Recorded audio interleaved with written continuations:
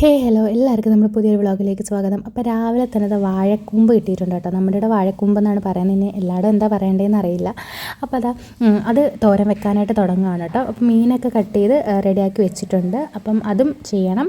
പിന്നെ നമ്മൾ വാഴക്കൂമ്പ് തോരൻ വെക്കാൻ വേണ്ടിയിട്ട് കടുകൊക്കെ പൊട്ടിച്ച് കുറച്ച് നമ്മുടെ ഉഴുന്നുണ്ടല്ലോ അതും കൂടെ ഒന്ന് ഇട്ട് കൊടുത്തിട്ടുണ്ട് കേട്ടോ. അതൊന്ന് മൂത്ത് വരുമ്പോഴത്തേക്ക് നമ്മൾ ഈ തോരൻ കഴിക്കുന്ന ടൈമിൽ അത് കടിക്കാനായിട്ട് കിട്ടും, അപ്പം നല്ല ടേസ്റ്റാണ്.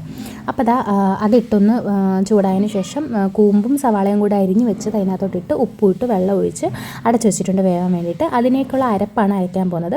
തേങ്ങ, ജീരകം, വെളുത്തുള്ളി, മഞ്ഞൾപ്പൊടി ഇത്രയിട്ട് വെള്ളം ഒഴിച്ചിട്ട് ഒന്ന് ക്രഷ് ചെയ്തെടുക്കുകയാണ് കേട്ടോ. പിന്നെ ഞാൻ വിട്ടുപോയായിരുന്നു, കാന്താരിയും കൂടി ഇട്ടിട്ടുണ്ടായിരുന്നു കേട്ടോ എരിവിന് വേണ്ടിയിട്ട്. അത് ഞാൻ അതിനകത്ത് കാണിക്കാനായിട്ട് വിട്ടുപോയി. കാന്താരിയും കൂടി ഇട്ടിട്ട് ആണ് അരച്ചെടുത്തത് എരിവിന് വേണ്ടിയിട്ട്. അപ്പോൾ അതും കൂടി ഇട്ട് ഒന്ന് അരച്ച് ക്രഷ് ചെയ്ത് മാറ്റി വെച്ചിട്ടുണ്ട്.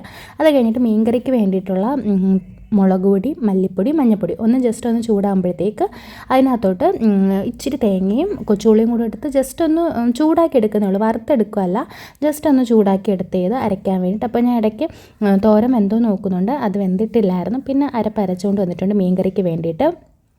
അപ്പോൾ പിന്നെ വന്ന് നോക്കിയപ്പോഴത്തേക്ക് നമ്മുടെ തോരൻ ഒരുവിധം വെന്തു. അപ്പോൾ പിന്നെ അരപ്പിട്ടിട്ട് ജസ്റ്റ് ഒന്ന് ഇളക്കിയിട്ട് ഒന്ന് മൂടി വെക്കുകയാണ്. അത് കഴിഞ്ഞിട്ട് മീൻകറിയിലോട്ട് വെക്കാം. എല്ലാം ഒരേ ടൈമിൽ നടക്കുമ്പോഴത്തേക്ക് അപ്പം ജോലികൾ കഴിയും. പിന്നെ അത് കഴിഞ്ഞിട്ട് ഞാൻ പാത്രങ്ങളും അതിനിടയിൽ കഴുകി വെക്കുന്നുണ്ട്, കാരണം ലാസ്റ്റായി കഴിഞ്ഞാൽ പിന്നെ കുന്നുകൂടി കിടക്കുമ്പോഴത്തേക്ക് പാടാം. അപ്പോൾ പാത്രങ്ങളും കഴുകി വെക്കുന്നുണ്ട്.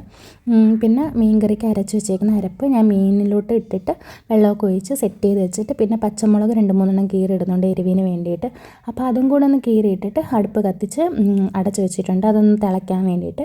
അപ്പോഴത്തേക്ക് നമ്മുടെ തോരൻ എല്ലാം സെറ്റായിട്ടുണ്ട്. പിന്നെ അത് കഴിഞ്ഞിട്ട് മോരുകറിക്ക് വേണ്ടിയിട്ട് അരയ്ക്കുകയാണ്. തേങ്ങ, ഇഞ്ചി, പച്ചമുളക്, ജീരകം, മഞ്ഞൾപ്പൊടി ഇത് ഇത്രയാണ് ഇട്ട് കൊടുക്കുന്നത്. പിന്നെ കുറച്ച് വെള്ളം കൂടെ ഒഴിച്ചിട്ട് നല്ല പേസ്റ്റ് പോലെ, നല്ല മഷി പോലെ അരച്ച് കൊണ്ടുവന്നിട്ടുണ്ട്. അത് കഴിഞ്ഞിട്ട് മീൻകറിയിലോട്ട് ഞാൻ പുളിയും കൂടെ പിഴിഞ്ഞ് ഒഴിക്കുന്നുണ്ട് തിളച്ചപ്പോഴത്തേക്ക്.